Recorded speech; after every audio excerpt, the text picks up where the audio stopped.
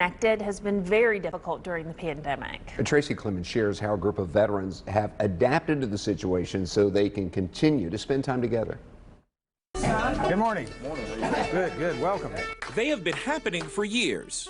Good morning, sir. Good morning. It's a little bit about coffee and donuts, but it's really a lot about just getting together. The atmosphere has always been casual. You know, we have a common bond and unique experiences.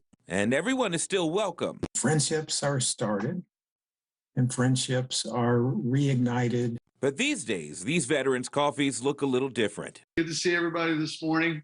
Good morning, everyone. They're happening virtually, but still drawing plenty of attendees. Stanley's here from San Francisco. Good morning, Stanley. Don Timmons served in Vietnam and is now a veteran support coordinator with Trellis Supportive Care. He organizes the events and says the pandemic hasn't changed the nonprofit's mission. Our goal really is, again, to connect veterans themselves and connect veterans to activities and resources that are related to them and their service and each other.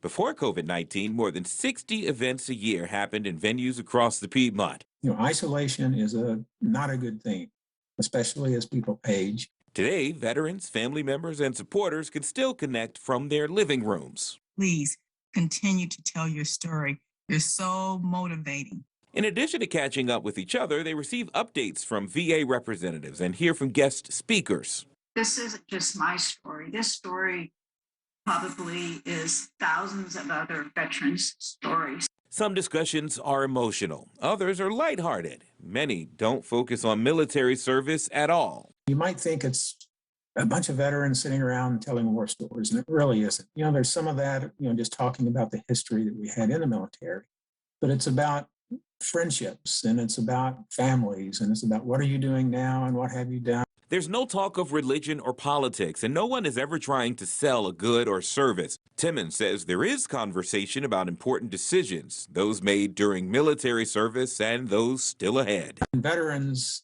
sometime, depending on where they were and what they did, have very unique experiences to have to reconcile at the end of life.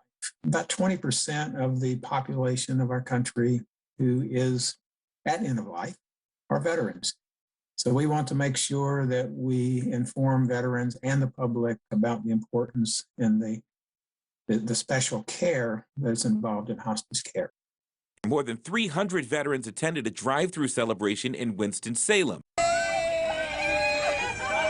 Even though they were looking through windshields, it was the first time they had seen each other in months. So there was a lot of waving and honking horns. It wasn't the same thing we used to do when we were doing them in person, but it was still very special.